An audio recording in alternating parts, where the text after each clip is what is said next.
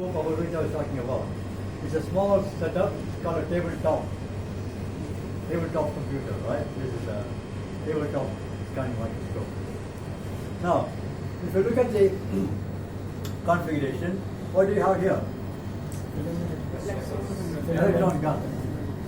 Then, and this is a thermionic gun. What does it use?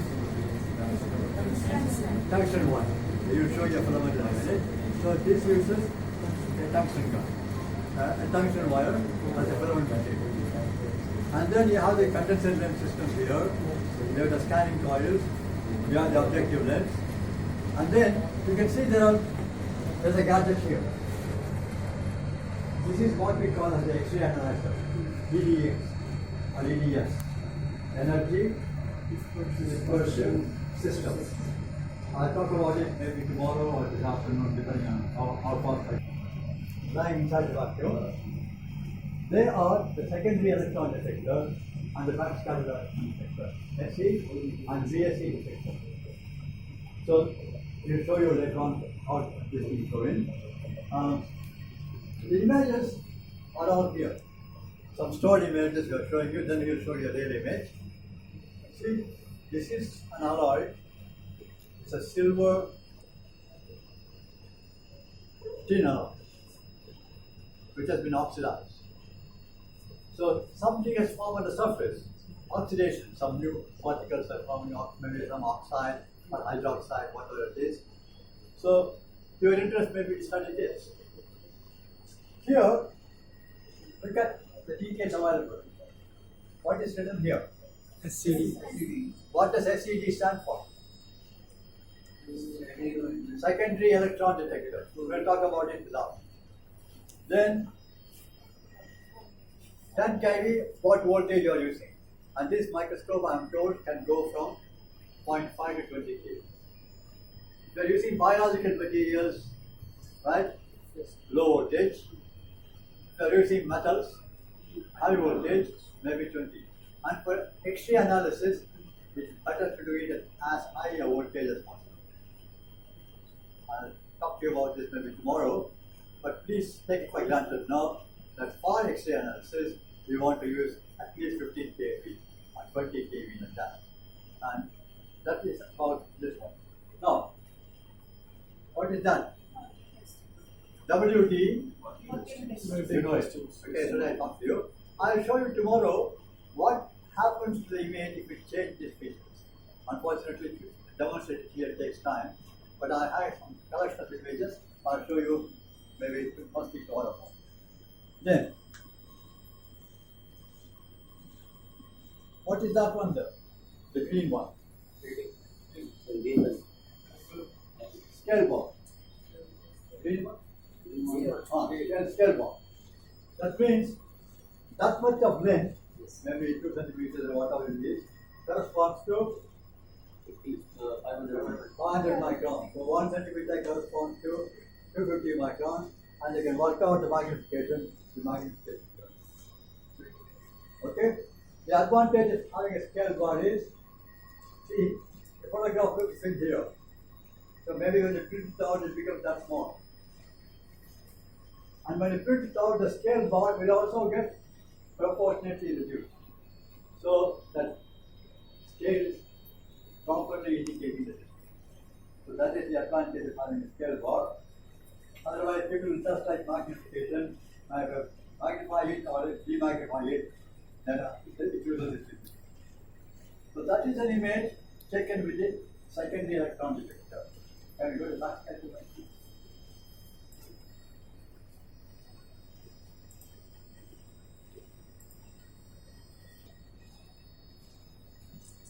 This is the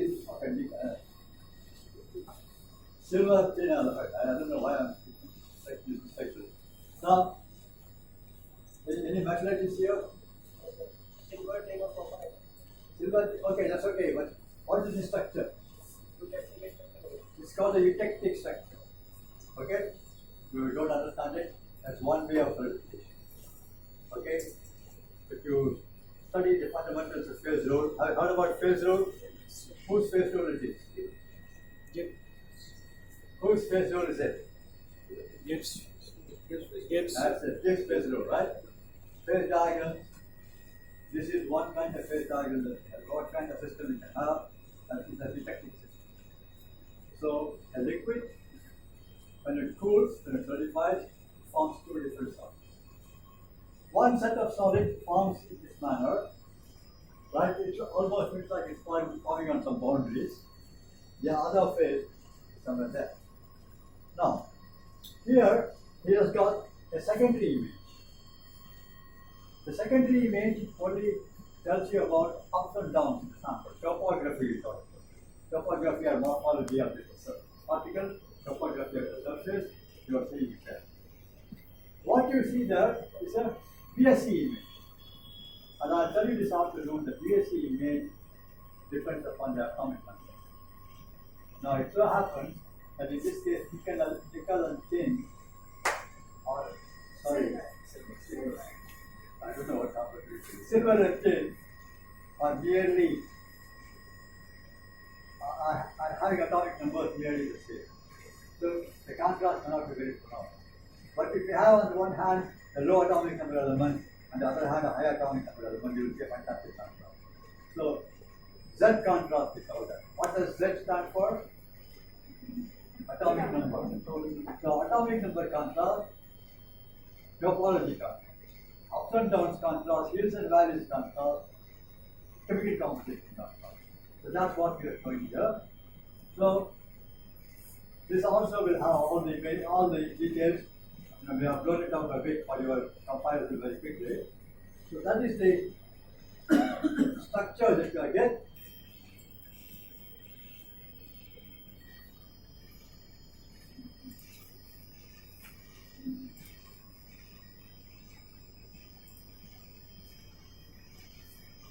The sample is. Please, because. Come. Yeah, I have seen it so many times. I don't want to see it again. Okay? Now, the sample is sitting there. If I put it just like that, if I start tilting, what will happen to the sample? Suppose the sample is lying like this, and I start tilting. What will happen to the sample? It will start sliding. Okay? No doubt about it. So what he has done is, he has used a conducting tape, a carbon tape, to stick the sample. You can also in principle use a scotch tape, but the problem is the scotch tape is non-conducting, so it will require the power. So he is using a conducting tape. He has stuck it up there, and the two detectors are right inside. And then the sample can be moved in this direction and in that direction, XY direction. Now normally what you do is, you start looking at the sample at a low magnification. You just scan the area, you find something interesting somewhere. At that stage, you say, okay, this is the area I'm going to concentrate on. You identify an area of interest to you. After, and that you at low mag.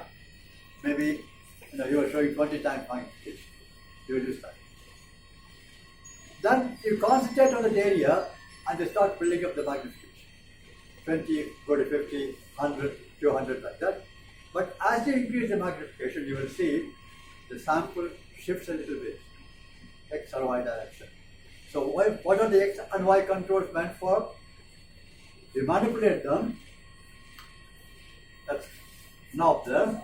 You manipulate the knob so that you maintain the X and Y control, and this area remains fixed right at the center. Otherwise, if you tilt it too much, the area would have gone out. You don't know what you are looking at high mag. So start at low mag, fix an area, start going to higher magnification, right?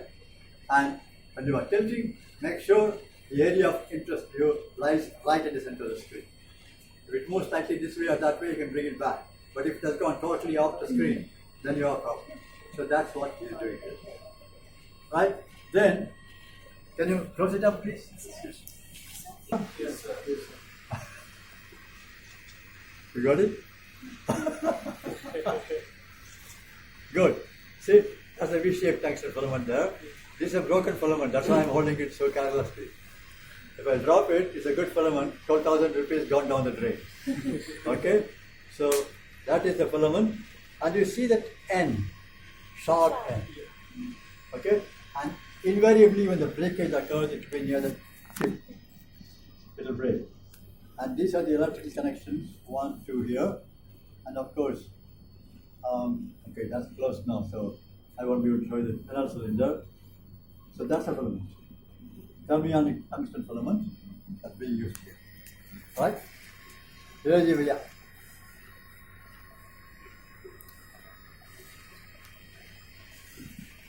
It all depends upon the WD, working distance, and the aperture diameter.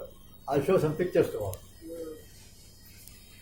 That's why I was telling you that we want to do a lot of things, but we are constrained because the operator, if he changes these things for you, so the next guy has to change again. So the productivity in the lab. See this one? What is lying here on the y-axis is dollars per second. That means how strong the X-rays are on the element. On the x-axis, energy.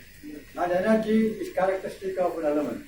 Silicon energy will be different from aluminium, different from iron, different from gold, etc. So that is given here. There is a software here which is calibrated. So the moment you see a peak, it will tell you what element is there. Occasionally you will get some overlap, then you have to use your judgment, which element you take and which one is the star. But that is a typical X-ray peak. Now, here, look at this one. I'll just give you a simple example. I'm not telling you the exact situation. Look at this aluminium peak here. Look at the magnesium peak here. Now, which is more intense? So, qualitatively, if you have to do analysis, which element will be more and which element will be less? Very good. But then, the analysis is clear. When you do the analysis, you see the value is given here. Right? Now, one thing is, we have been talking about a magnesium alloy, and suddenly I'm talking about aluminium. Where did this come from? And it is not trace element. This aluminium is 3% or whatever it is. Like how much is that? 3.1%. How did you mount the sample? It was aluminium base. And that is contributing to X-rays from aluminium. This is what we call as spurious X-ray sources. Sometimes you will get from copper. Your sample may not have any copper, but you will get copper X-ray. How does it come? The lenses, the components of the lenses are made of copper, and where they are hit, something is coming from there. So you have to always watch out for complications in analysis. What are the extraneous elements which is not of interest to you, which are not of interest to you but which are showing up? So all these things you have to use for judgment.